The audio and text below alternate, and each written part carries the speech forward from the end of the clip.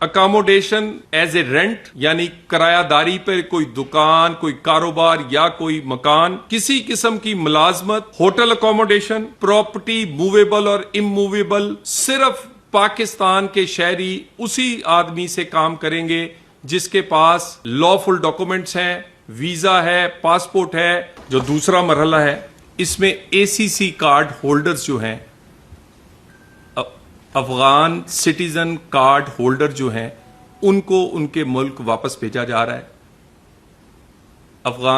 افغانستان کے شہری ہمارے مہمان تھے، ہمارے مہمان ہیں، ان کو 40 سال تک مہمان کے طور پہ یہاں رکھا گیا، ان کی خدمت کی گئی۔ جو بھی اللہ تعالیٰ نے پاکستان کو استطاعت دی تھی، ہم نے اپنے افغان بھائیوں کی خدمت میں کوئی کسر نہیں چھوڑی۔ اس کے بعد ایک فیصلہ کیا، ماڈرن ورلڈ میں اب یہ ممکن نہیں کہ آپ کا اپنا شہری ہو یا کوئی کسی اور ملک کا، وہ بغیر ڈاکومنٹ کے، ویزا کے، پاسپورٹ کے، آئی ڈیز کے بغیر وہ اس ملک میں رہے۔ ہمیں بہت ساری شکایات بیرون ملک سے، اپنے دوست ملکوں سے، سعودی عرب سے لے کر جی سی سی کنٹریز اور پھر مغربی ممالک، یورپ اور امریکہ سے، کہ پاکستان کی آئی ڈی اور پاکستان کے پاسپورٹ، فیک پاسپورٹس جو کہ پاکستان کے شہری نہیں تھے، انہوں نے استعمال کیے، جس کی بنا پر وہ پاسپورٹ نہ صرف بیرون ملک ہزاروں کی تعداد میں وہاں پر انہوں نے پکڑے، بلکہ اس کی شکایت پاکستان کو کی۔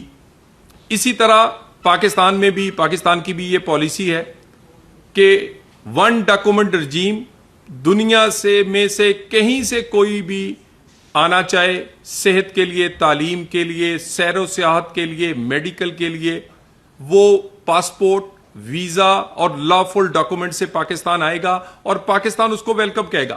پاکستان نے ویزا پالیسی آن لائن ہے، ہم تقریباً 126 ممالک کو زیادہ تر کو 24 گھنٹے میں آن لائن اور باقیوں کو ہم تیزی سے ویزاز فراہم کرتے ہیں۔ ویزا پالیسی آسان کی گئی ہے، مگر بغیر ڈاکومنٹ کے اور بغیر پاسپورٹ اور ڈاکومنٹ اور ویزاز کے اب حکومت کی پالیسی کوئی ٹالرنس نہیں ہوگی، زیرو ٹالرنس ہے۔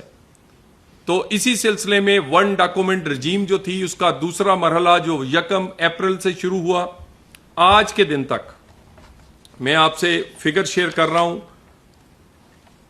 84,869 84,869 افغان جو شہری تھے وہ واپس ان کے ملک بھیجے گئے ہیں۔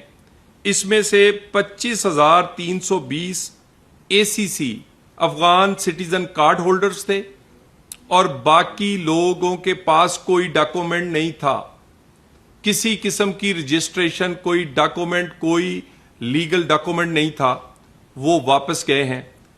یہ چاروں صوبوں سے اور آزاد کشمیر اور گلگت سے یہ لوگ سب سے پہلے ٹرانزٹ پوائنٹس پہ انہیں مہمان کے طور پہ رکھا جاتا ہے۔ ٹرانزٹ پوائنٹ جو ہیں وہ سب سے زیادہ پنجاب میں 38، ایک اسلام آباد میں ہے، 2 کے پی میں ہے، 2 سندھ میں ہے، 2 بلوچستان میں ہے، اسی طرح آزاد کشمیر اور گلگت میں ہے۔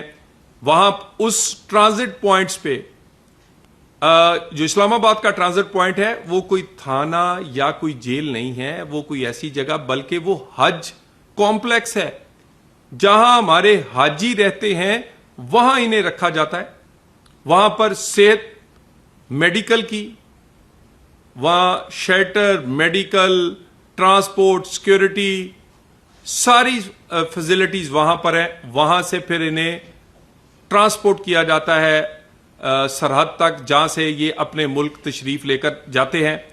ہم نے افغان حکومت سے، ہماری منسٹری آف فارن افیئرز رابطے میں ہے تاکہ وہ جب ان کے شہری ان کے گھر تک پہنچیں تو وہ باعزت پرامن طور پر آباد ہو سکے۔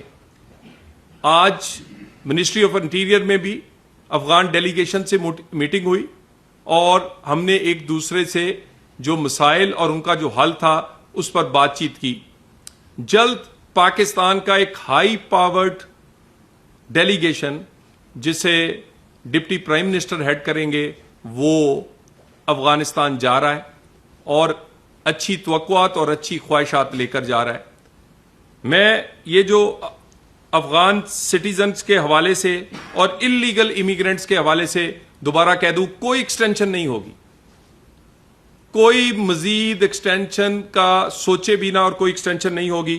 اس سلسلے میں حکومت پاکستان نے ایک اور فیصلہ کیا جو چاروں صوبوں کو کمیونیکیٹ کر دیا گیا ہے کہ آج کے دن سے اگر کوئی انلیگل آدمی کو کرائے پر کوئی جگہ, کوئی دکان, کوئی مکان دے گا تو وہ بھی ذمہ دار ہوگا جو اسے یہ کرایہ داری پر یہ جگہ دے گا.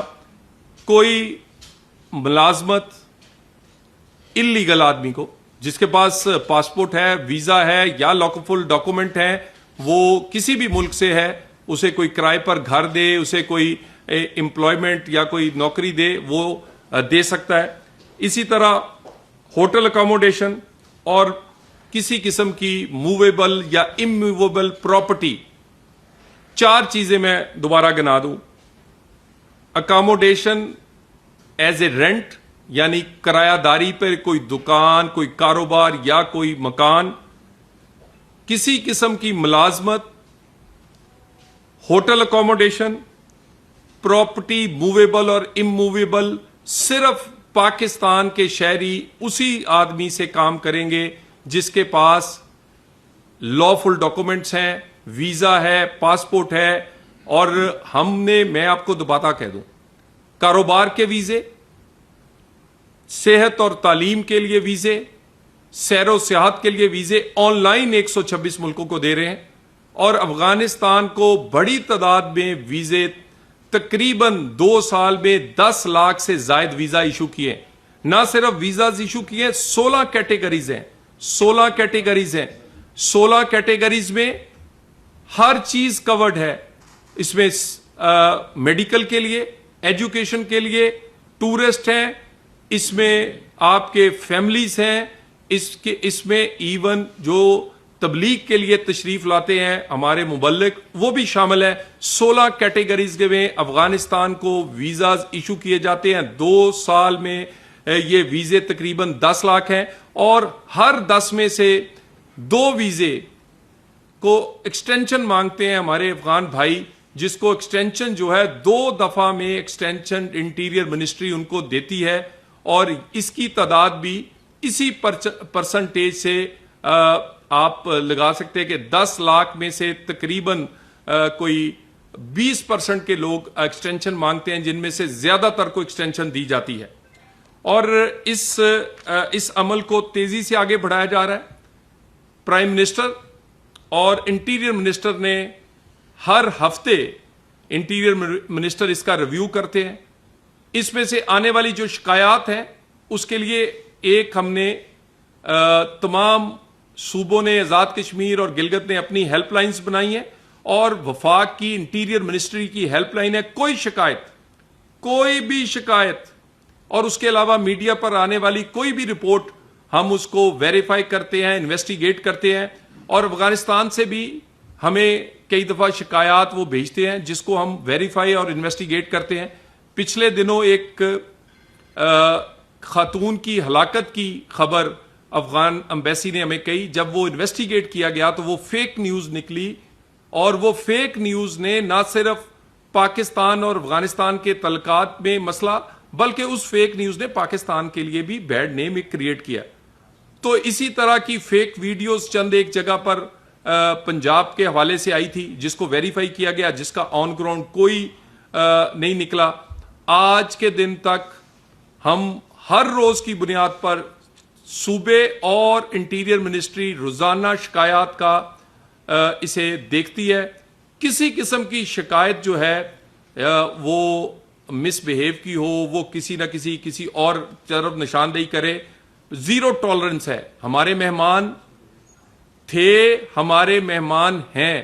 افغان بھائی اور بہنیں جو تھے ان کو ہم نے 40 سال مہمانوں کے طور پہ اس ملک میں رکھا, اور آج ان کی واپسی بھی ایک مہمان کو جس طرح واپس اس کے گھر چھوڑ کے آتے ہیں اسی طرح پاکستان کر رہا ہے.